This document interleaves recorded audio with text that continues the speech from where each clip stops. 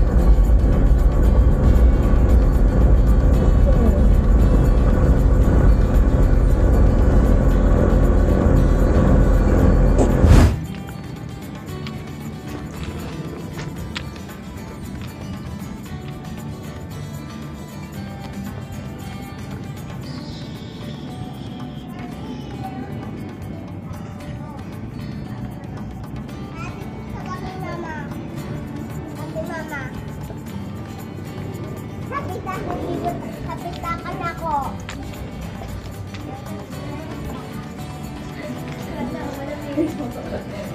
Ay, wala. Hindi na pwede. Hindi na pwede. Pagkatibla ka dali. This one.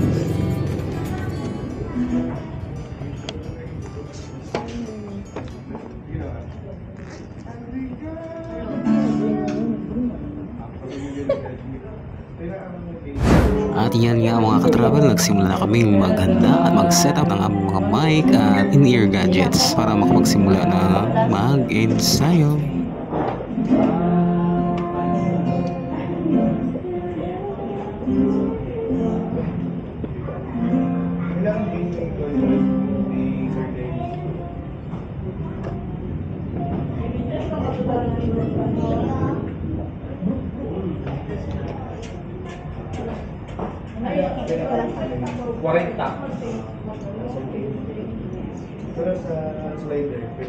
Fader is -2.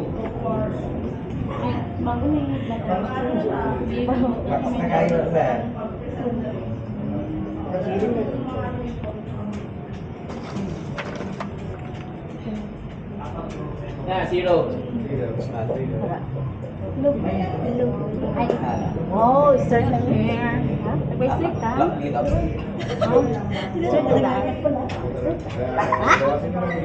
Ano gaya niyo? Pwede ka? Minus Malupot. Ay, sino ba yung game? 20. 20. Malupot to. Play the diver. 1, 2... Diba? May bin. Hindi mo na, oh.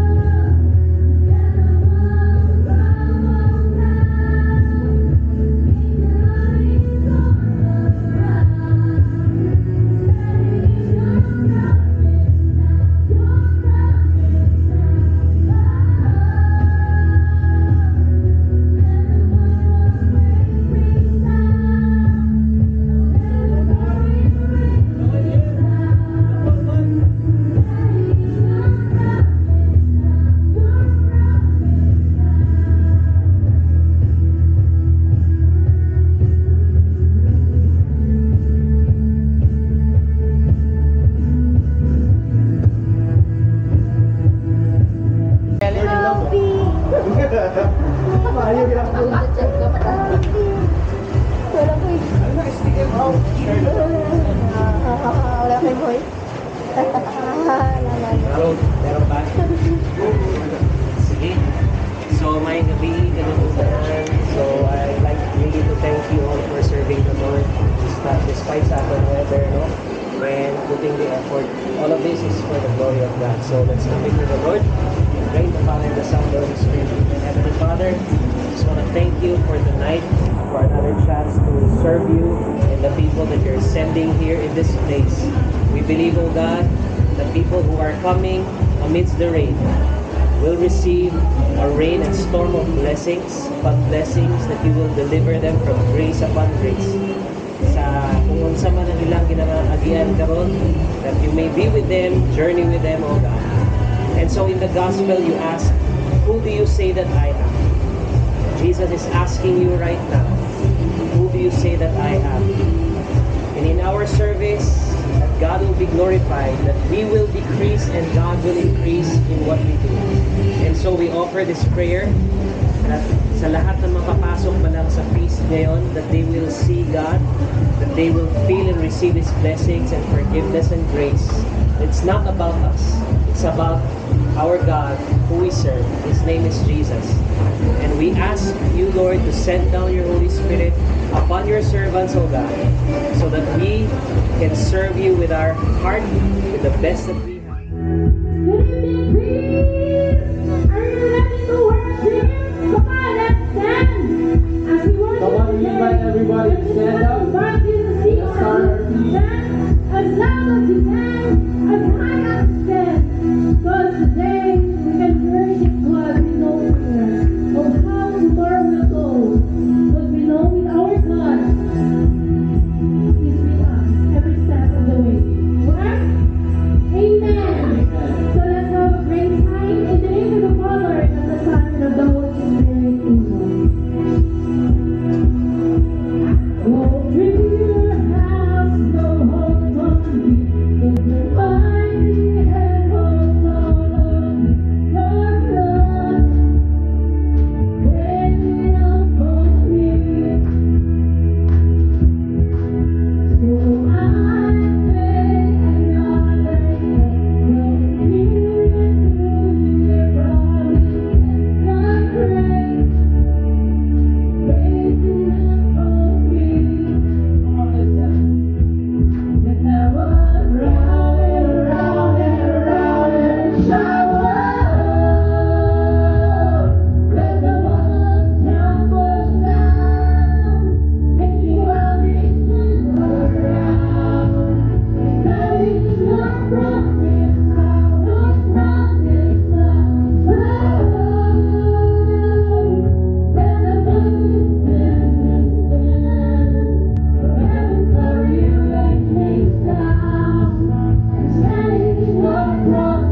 Now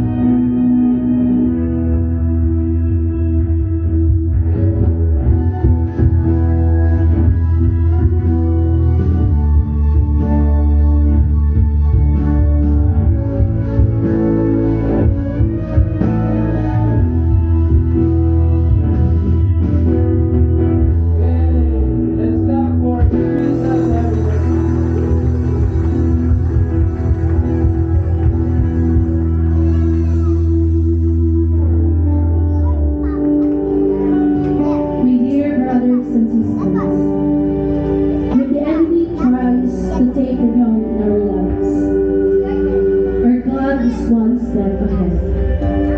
God, unshakable, unstoppable, victorious love will always be greater than what the enemy can do. So feast. And when I invite you to bring to God the powerfulness love, whatever feels broken, whatever feels down, whatever feels lost, surrender it to me.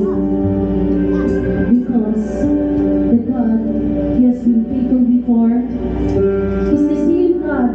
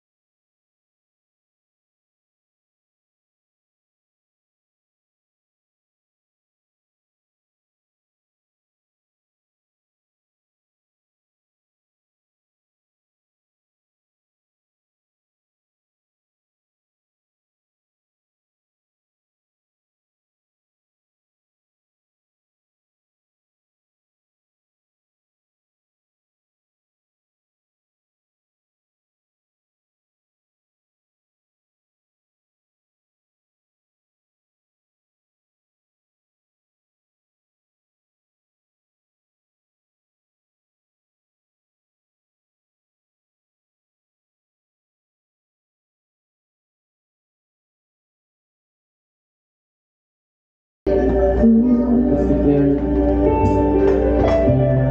No one like you have been so good.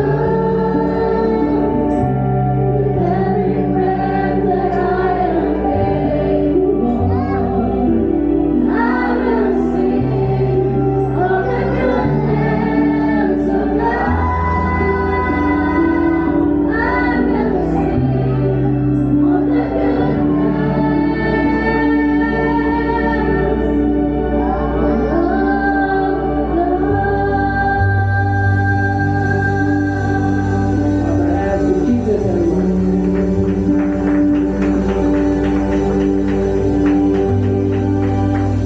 Ngayong gabi, Feast Mid-Sayap! Good evening everyone. Bisag nag-ulan, iabot gihapon mo. And what a blessing. You know, the greatest miracle that we experience is a person. If that person is beside you, pakisabi sa kanya, I am blessed that you're here tonight. Come on. I am blessed that you're here tonight. Welcome to the feast where you are loved. Dito sa Feast Mid-Sayap, your Sabado worship night. Amen? Ibubuhos natin lahat kay Lord, lahat ng pinagdaanan natin buong linggo, napagod, hirap, almost giving up. Can I see the hands of the first time attendees? May mga first timers tayo. Ayun, welcome to the feast. Welcome to the family. We hope and pray na you will make this your spiritual home. You are home. Welcome. After the feast, meron kami welcome gift sa inyo, Novena to God's Love. Ayan, where you write your 7 dreams. Welcome to the family. I am Sean Antoniak. I am your builder here in Feast Mid-Sayap. Gusto rin natin batiin yung mga nanonood sa atin online, ating online feasters, di nakarating pero they're live. And welcome sa ating online feasters. Medyo marami, nasa 1.5 million. Mga 5 sila, sisiksikan. Okay. Alam mo ba, God has been waiting for you in a long time. Matagal kang hinintay ni Lord para bumalik. At dahil nandito siya, talagang kinikilig siya. God is just happy for you to be here tonight. He is happy seeing you here. Habang nakikita ni Lord na nagbibihis ka, kinikilig siya dahil alam niya makikita ka niya. Alam mo yung kilig na paano ka ba ma-describe ito? Para sa mga lalaki, parang yung huling patak ng ihi ko, yung may konting ganun, parang ganun yung kilig ni Lord. Diba? Grabe, talagang sobrang happy si Lord. Ito, trivia lang. Alam niyo ba kung bakit laging happy si Jesus? Ask me why. Why? Messiah kasi siya. Diba? Ayan, Messiah kasi siya. And masaya siya na nandito ka tonight. Welcome to our series, How to Avoid Jerks and Jerkettes. We are now on our second installment, Yellow Light. Are you ready to receive God's blessings tonight? If you are, stretch out your hands and let's pray our favorite prayer here at the feast. In the name of the Father, and of the Son, and of the Holy Spirit, amen. All together. Today I receive all of God's love for me. Today I open myself to the unbounded, limitless, overflowing abundance of God's universe. Today I open myself to God's blessings, healing, and miracles. Today I open myself to God's Word so that I become more like Jesus every day. Today I proclaim that I'm God's beloved. I'm God's servant. I am God's powerful champion. And because I am blessed, I am blessing the world in Jesus' name. Amen. Let's lift our hands over the Word as we sing.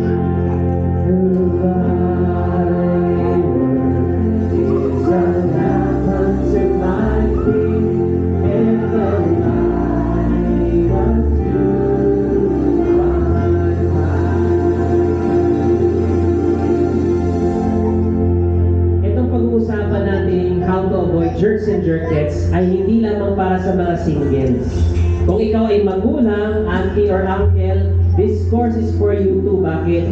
Because we can pass on yung ating matututunan dito sa ating mga anak, nephews and nieces. They need your guidance badly about romantic relationships. And the Bible gives this wonderful piece of wisdom. Sige, basahin natin in Judges 16:4-6. All together. Learn to love appropriately.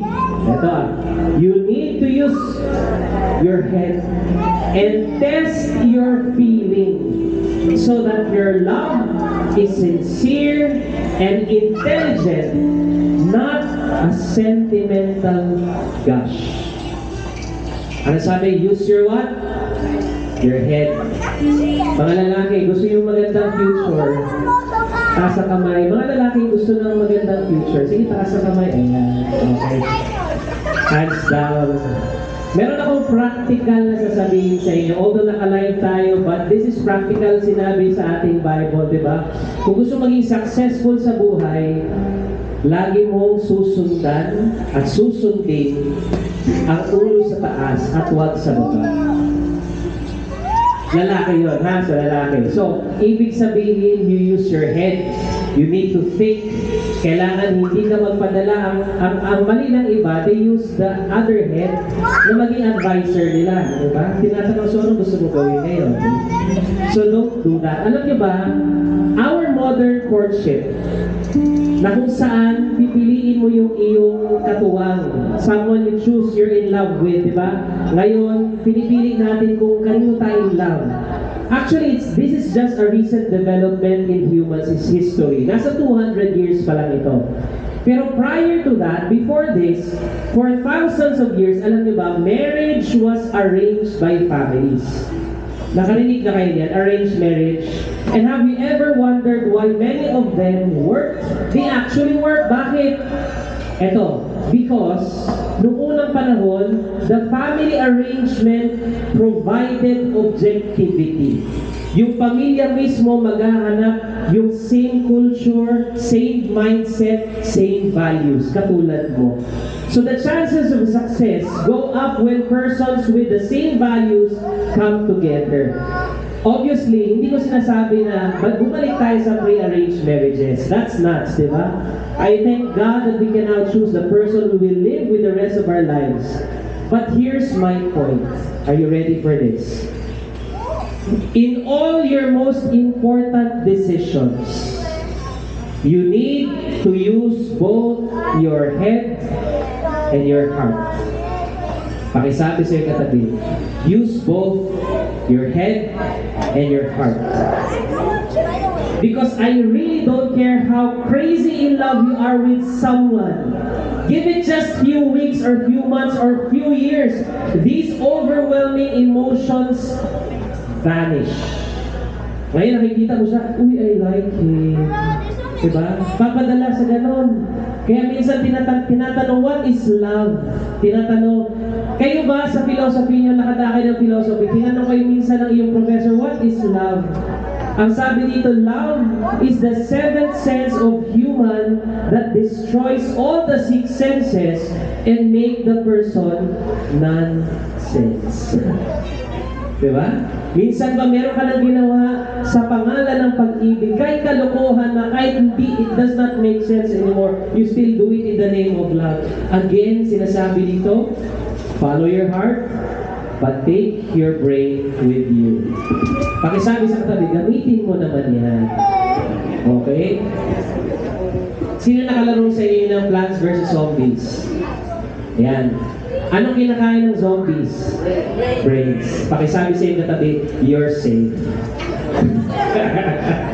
Okay, diba? So, pero dapat gamitin mo yan. Pag di mo ginamit na to.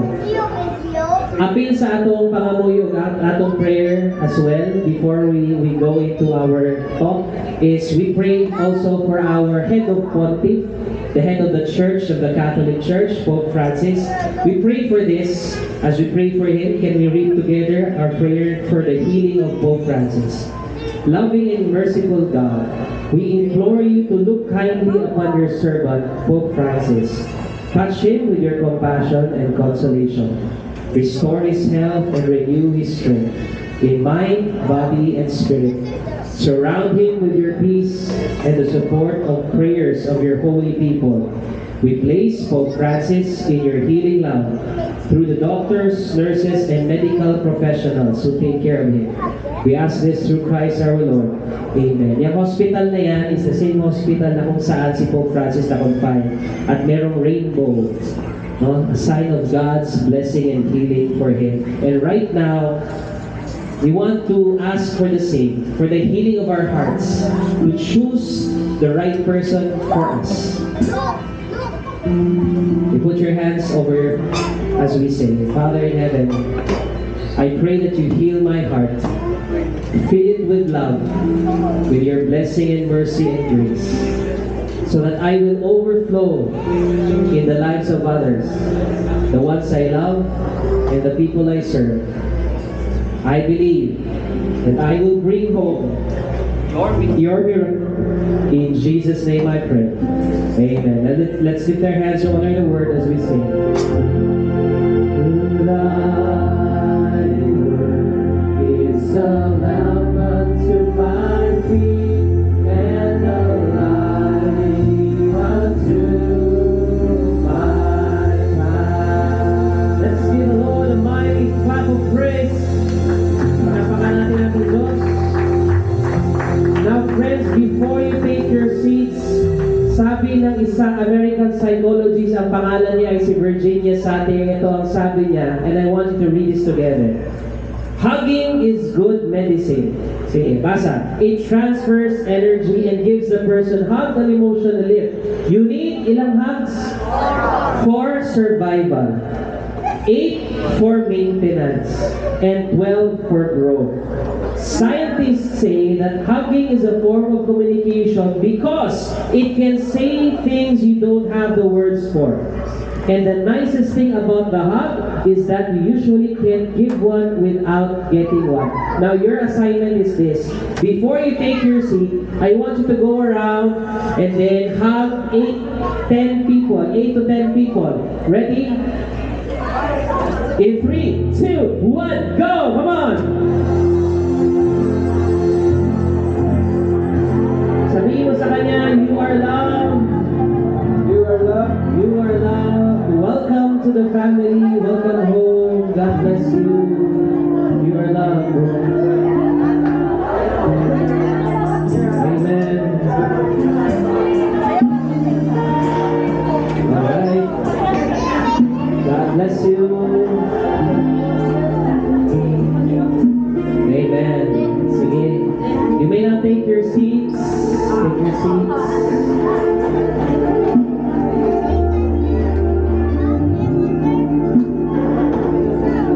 Mukhang may mapapahamak mamaya. Sabi niya lang, bakit maganda yung masarap yung hug mo sa kanya? Okay.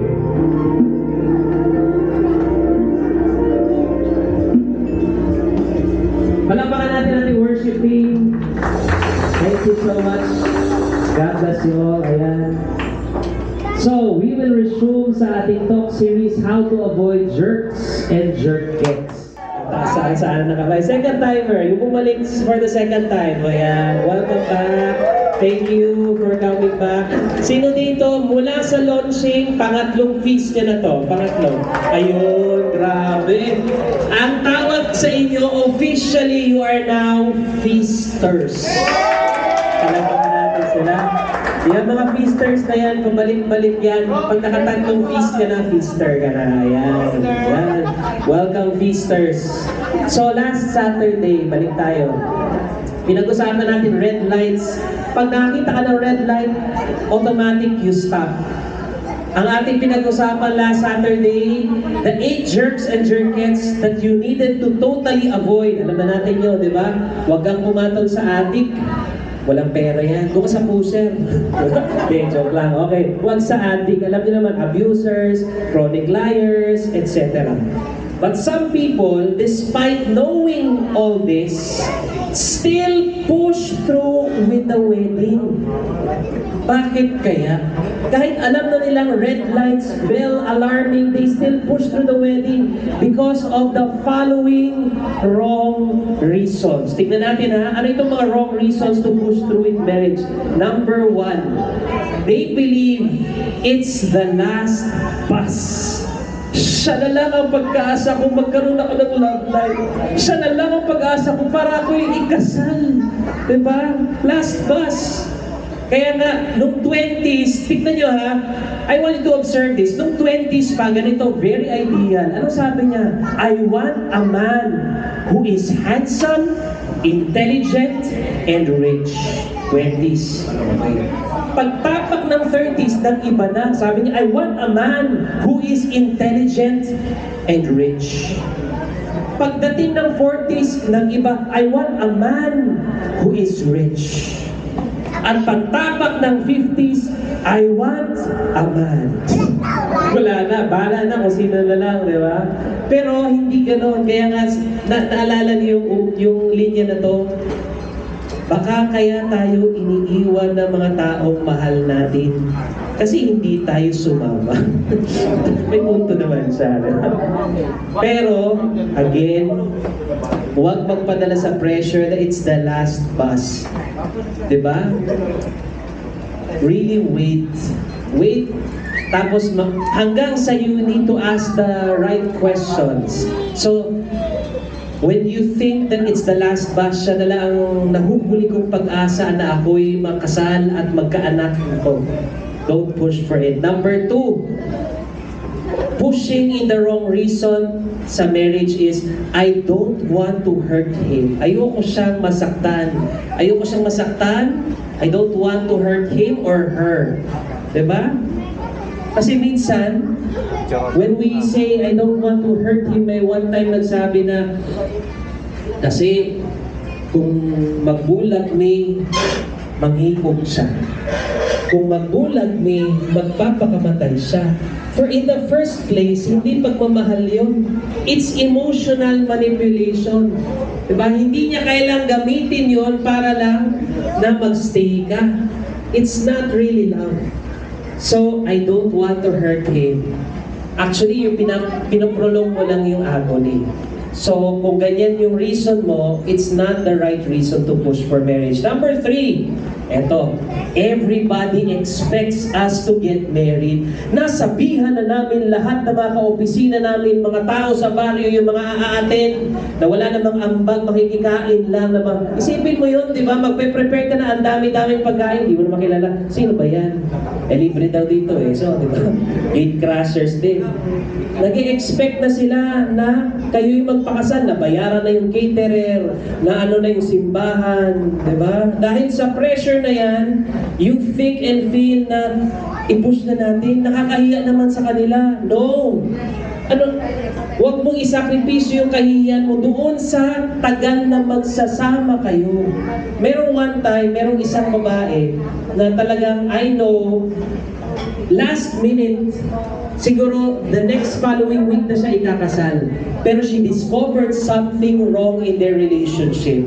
She called off the marriage. Alam niya kasi na sa umpisa pa lang, kapag nagloko yan, hindi pa kami kinakasal. What more ngayon na ikakasal pa ako dito? Don't push for marriage kapag meron ka ma-discover. Kaya nga, sa confession, bago tayo ikasal, dapat alam na natin yung baho ng isa't isa. Kasi wala ka ng choice eh. Sasabihin mo, pagkasal na kayo, di ba? So parang hindi naman yata fair yun. Pwedeng maging null and void. So everybody expects us to get married. It's the wrong reason to push for wedding. Number 4, eto na. Our thinking that marriage will make him better. Na pag kinasal kami, magbabago siya. Wrong, mali. Hindi pa nga kayo kasal, hindi pa siya nagbago. What more sa kasal? Marriage is like a magnifying glass. It magnifies that which is already within you. Kailangan matutunan mo munang maging masaya bago ka magpakasal. Hindi yung hahanapin mo yung ligaya sa loob ng kasal. Ito na. Eto, medyo mag-stay ako ng konti dito. Are we able to resolve conflicts? Paano ba kayo nagsusolve ng conflicts? Alam niyo, the truth is this. Two people who live together, no matter kung gaano kabait at santo pa yan, will always have conflicts. Bakit? Hindi naman kayo parehas na pinalaki ng magulang niyo. Yung iba talagang hindi na lumaki, di ba? So, ibang background, ibang culture, ibang language, ibang konteksto. But what separates, get this, what separates good marriages and bad marriages is that good marriages know how to resolve conflicts lovingly. That's the word, lovingly. Eto, tanungin ko kayo, paano mo malalaman kung nasa tamang babae ka na? Tanong niyo ako, paano? Malalaman mo nasa tamang babae ka na kapag lagi ka ng mali. Diba? Kaya tingnan nyo, may tama, may mali. Talagang mali talaga tayo. Diba? Nagtatransform yung mga CR natin next picture. Tingnan nyo, diba? Iba na yan. Men, women, then transformers. So, ganyan talaga. Diba? But here are 3 possible ways how to deal with conflicts. Tatlo. Number 1, explode every day. Yung talagang konting ano lang mag-aalsa ang boses. I've talked to some couples who tell me they fight almost every day and they tell me how draining it is. First, they shout at each other. And then they give each other the silent treatment. Ito na. And then they act normal, sweeping the conflict under the rug. Parang walang nangyari. And then something wakes up their anger and they start shouting at each other all over again. Diba? Such a waste of energy. About that, itong sinasabi ng ating scriptures. Basahin natin, Proverbs 21. Let's read this together. It is better to live in the corner of an attic than in a beautiful home with a crabby, quarrelsome woman or man.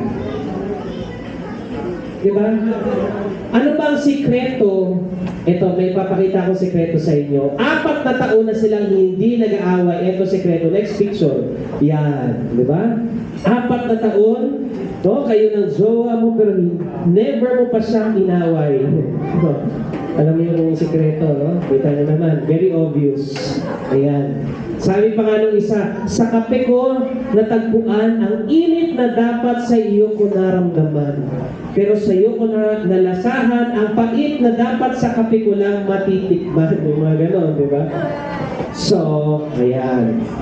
Ito, latest news. Babae nga bahog ilok nakalingkawas sa rape. Human nasimutan ang rapist ang iyang ilok. Diba? Diba? So, okay pala yun. Para hindi ka ma-rape. Diba? Iwas rape din pala yan. Okay, diba? So, balik tayo doon. I've also met other couples who do not fight but bury all their anger. Number 2 is they evade every day. Yung isa, they explode every day. Yung pangalawa, evade every day. Iniiwasan. May mga couples na dahil nagsisigawan na ay napagod na at hindi nagpapansinan for 2 weeks. May kilala kayong ganyan? Hindi nagpapansinan ng 2 weeks. Walang gustong magpatalo dahil ma-pride. May lakad si Mister, meron siyang biyahe, meron siyang flight. So kailangan niya magising ng 4 a.m. dahil galit na galit siya, ayaw magpatalo ng pride. Nagsulat siya ng note, binigay niya sa misis niya, wake me up by 4 a.m. Hindi sila nagpapansinan. Pagising niya, 6 a.m. talaga nagpanik siya. Magagalit na sana siya, pero napansin niya may nahulog na note sa kanyang damit. Nakalagay, wake up, it's 4 a.m. Some couples practice avoidance. But get this, we learned this in a very hard way. Kami ni Mrs. ganun ka. By the way, nandito yung aking magandang Mrs. Nasa tabi at nakaputi. Ayan. So, matalino ho yan. Salutatorian yan ang kanyang batch. Hindi ko nasabi na matalino yan dahil salutatorian siya. Nasabi ko matalino siya, tanong niya paano? Ako pinili niya Talaga matalino yan. Okay. So, ito yung aming natutunan. No, lagi na, eto, nag-aaway kami, hindi nagpapansinan. Ganun talagang, ako, apektado ako sa trabaho ko, hindi ako makapag-concentrate, hindi ako makapag-focus. Kaya, okay lang yan. No? Worse, it makes you bitter in the long run. So let's say your boyfriend said something na nasaktan ka, and you tell yourself, I'll get over it. I'll just sweep it under the rug. But you do not get over it. What are you doing? Anong ginagawa mo? When you do not deal with what upsets you, you're actually putting a bullet in your gun for future use. Anytime, naglalagay ka ng bala na anytime matitrigger ka and you will push that trigger. One day, that trigger, something will trigger that gun. And you will end up with a lot of bloodshed. Your partner will ask, but sobrang galit na galit ka. Here's why. Because it's accumulated anger. Talagang tinipo niya. Diba? Puno na ang salok. There are so many ways to avoid the issue. Denial, silent treatment, and then they blow up. From silence, a Pinatubo explosion. Alam niyo ba, ang Mount Taal erupts quite often. Mount Mayon din, ganun din ang Mount Mayon. Pero ang Mount Pinatubo was the most destructive volcanic eruption in the history of the Philippines. Bakit? Its ashfall talagang blanketed Luzon, reached over other countries. Bakit? Because the last time she erupted, prior to 1991, was 600 years ago. Ibig sabihin nun, inipon yung galit. Sabihin mo sa iyong katabi, huwag kang mag-iipon ng galit. Katulad ng Mount Pinatubo. Diba? So what happens when you bury your bitterness? Deal with your anger. Ito sinasabi ng Bible para matutunan natin. Ephesians 4:26-27. Let's read this together. If you are angry, do not let anger lead you into sin para magkasala ka. Don't let the sun go down in your anger. Pwede mo pakisabi sa iyong katabi kung partner mo yan. Sabihin mo sa kanila, usap naman tayo. Ha? Pag-usapan natin. Before you sleep, talk about it. Sometimes, people will ask me, Sean, paano ko ba malalaman if I should bring it up or let it slide? Ito lang ang aking iniisip lagi. Ito yung rule ko. If it is big enough to trouble me, then it's big enough to talk about it. Flash natin yan sa screen yan. Basahin natin, if it's big enough to trouble me, then it's big enough to talk about it. Kung hindi ka mapakali, ibig sabihin dapat pag-usapan yun pa rin. Hindi ka pwedeng mag-ano. And number 3, this is my last. Exchange every day. Kaya ako, kami ni Mrs., I would rather talk than fight. Kasi alam ko naman talo ako eh. Diba? We realize that talking is so much better than fighting. We love talking about everything, especially the most difficult subjects. So we follow the Bible when it says, sinasabi niya, speak the truth in love. Sadly, a lot of people only speak the truth in anger, but not in love.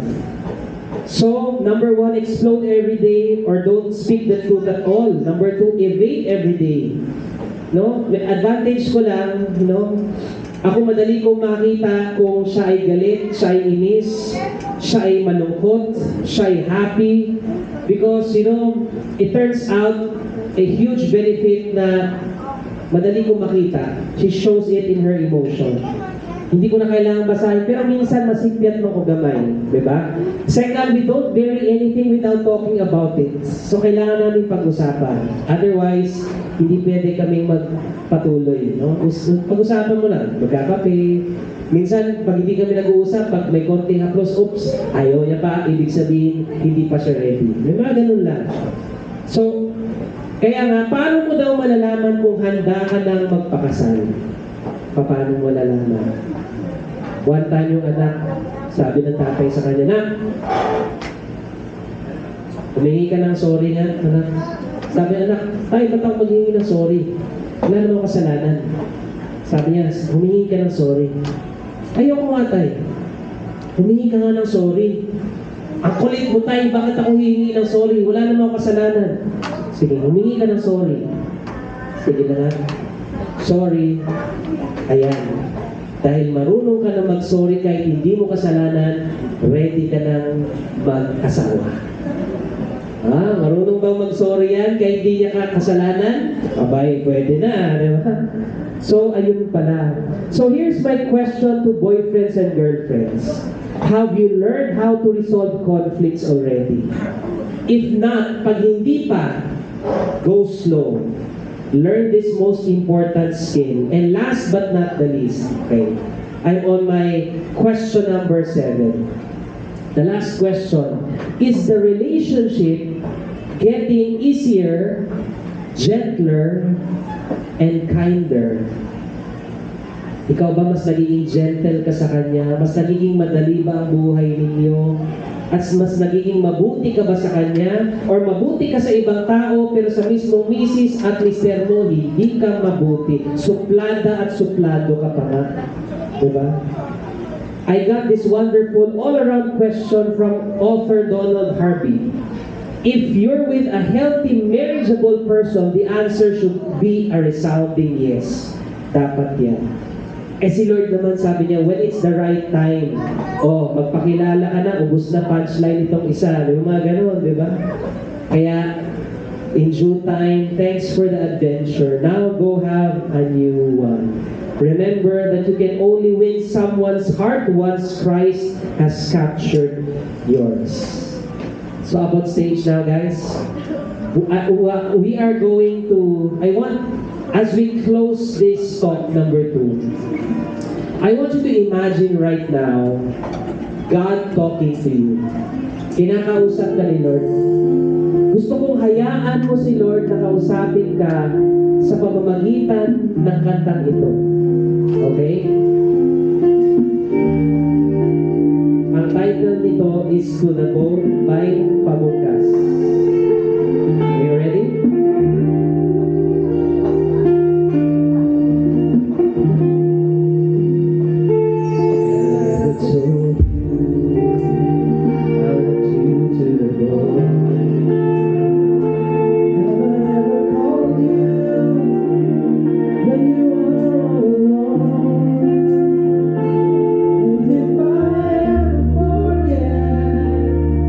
Tell you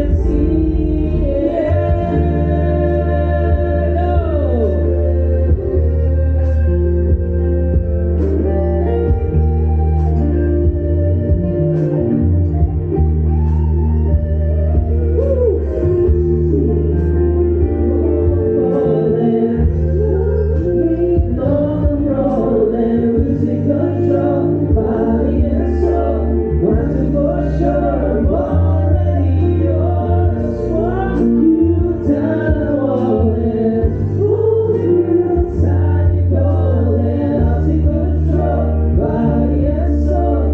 Nothing for sure, I'm already yours.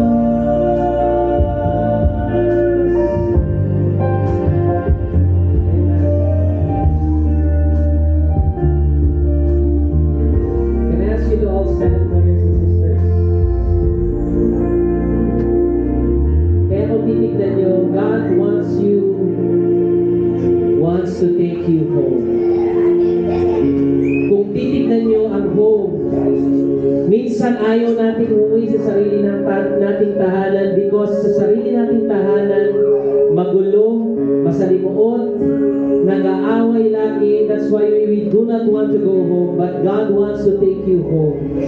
Anong definition ng home? Home is where, ano ba nakikita yung word sa aking jacket? Home is where love is. And where love is, where God is.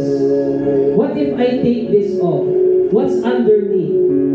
Sa loob ng home, dapat ito yung maramdaman ninyo. Sa loob ng home, can you read this? You are loved. Sa loob ng tahanan, dapat maramdaman mo na ikaw ay minamahal. At you can consider this as your home here at the feast because you are loved here at the feast. Let me end this with one last story. I met people who jump from one jerk to jerkette to another. Why? Because of inner brokenness. Subconsciously, they think this is who they deserve. They deserve a jerk in a relationship. Why? Because they think that they are jerks, that they are losers as well. It's awful to see people jump from one jerk to another. Kaya pag may non-jerk sa harap niya, hindi siya interesado because deep within, she finds him not her type. You need God's grace to heal your inner brokenness. And I pray that God will heal you because a healthy person makes healthy choices. One last story. May isang broken-hearted guy kasi tinuturo sa kanya yung inyong mga sorrows and pains, problems. Pumunta ka doon sa monastery.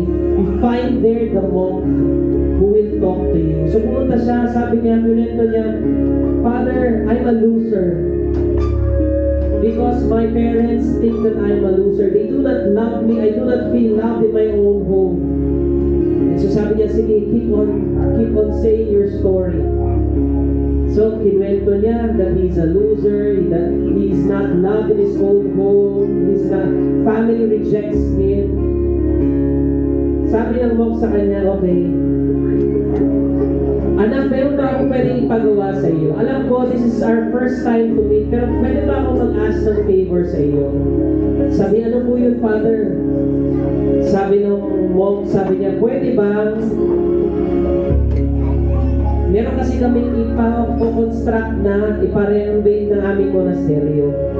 Eh wala na kaming pera at matanda na ako, hindi ko na kayang umalis at ibenta ito. Pwede ba na ibenta mo itong sing-sing na ito sa palengke, sa labas? Ibenta mo ito doon. Pero bago mo ibenta, ang presyo nito ay dapat hindi bababa sa 1 gold. 1 gold coin. Dapat hindi bababa. So pumunta siya sa palengke. Sabi niya, ibebenta ko itong ring na ito. Bibili niyo po ba? Tapos tinignan nung nasa market, sabi niya, okay, maganda to. Bibilhin ko ito ng 10 bronze coins. Sabi nung nagbebenta, Sir, 1 gold coin po ang benta, hindi po bronze, hindi po 10 bronze coins. Tapos sabi nung nasa palengke, mahal naman yan, wala, hindi mo mabenta yan. Mahal, 1 gold coin. Tapos pumunta siya sa baker, sabi niya, Sir, bibili niyo po ba itong sing-sing na to? Tinignan ng baker, okay, sige, mukhang maganda. Bibili ko ito ng 15 silver coins. Tapos sinabi niya, hindi po pwede. 1 gold coin po ang sinabi sa akin. Hindi po pwedeng 15. Sabi nung baker, ang mahal naman yan. O, hindi mo mabibenta talaga yan. Ang mahal-mahal, 15 silver coins. So he went on from one seller to another, from one market to another. Hinihintay niya na mabenta yung singsing pero hindi nabenta. Bumalik siya doon sa monk. Sabi niya, Father, wala pong may gustong bumili dahil napakamahal ng presyo. Sabi ng pare, it's almost 4:30. Pwede ba pumunta ka doon sa pawn shop? Ipa-appraise mo. Ano ibig sabihin appraise? Tignan mo lang magkano halaga ng singsing na to. Huwag mong ibenta. Tanungin mo lang magkano halaga. So pumunta siya doon sa pawn shop, binigay, pinakita, Sir, magtatanong na ako, sa tingin niyo magkano ang halaga ng singsing na to?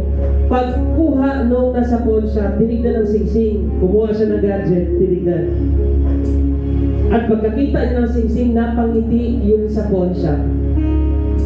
At tanong nung batang nagpapa-appraise, sabi niya, Sir, bakit po kayo umiti? Fake po ba yung singsing? Sabi nung nasa pawn shop, kabaliktaran, anak.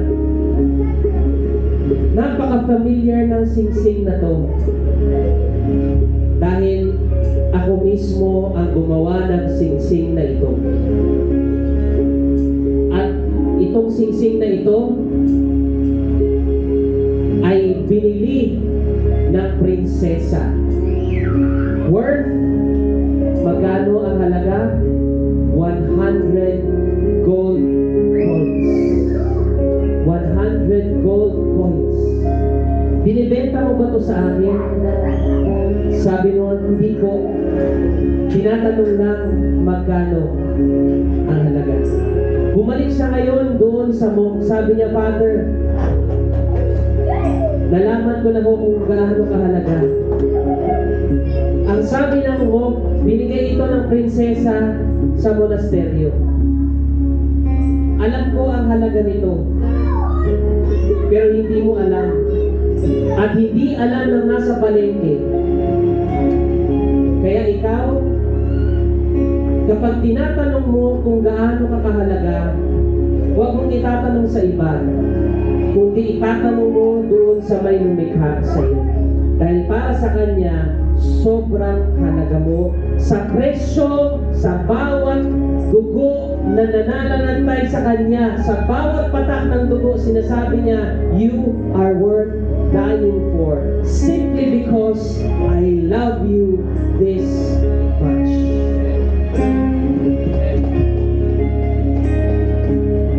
Kung ang isip mo, talo ka na, wala ka ng halaga, makasalanan ka, ilang beses ka nadapa, ilang beses ka nagkamali, ilang beses ka nagpumalpak, sinasabi ni Lord, pinabayaran ko ng lahat yan. Hindi mo nakikita ang iyong halaga, kaya lumapit mo sa akin ngayon. At malalaman mo sa akin ang tunay mong halaga. So let's come right now to the one who made us, to the one who created us, to the one who really knows our worth. So tonight we come and worship Him with our stretched wide open our arms. Let's open wide our arms in worship, that we are made to be yours. We are made to be God's. Lumapit ka ngayon sa Diyos at tanungin mo ang tunay mong halaga. Let's come, let's worship.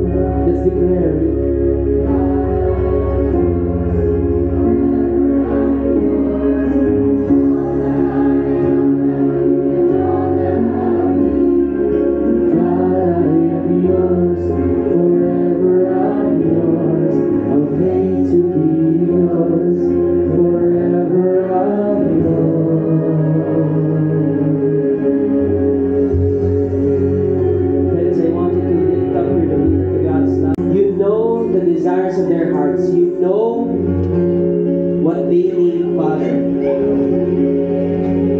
All they need is love from you, your grace, your forgiveness. So tonight, you will set them free by this truth, that they are loved, that they are enough, that they measure to every good gift that comes from you. They deserve it.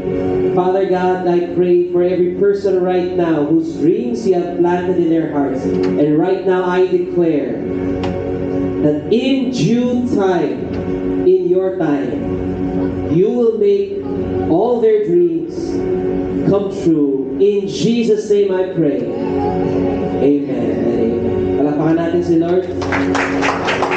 Amen.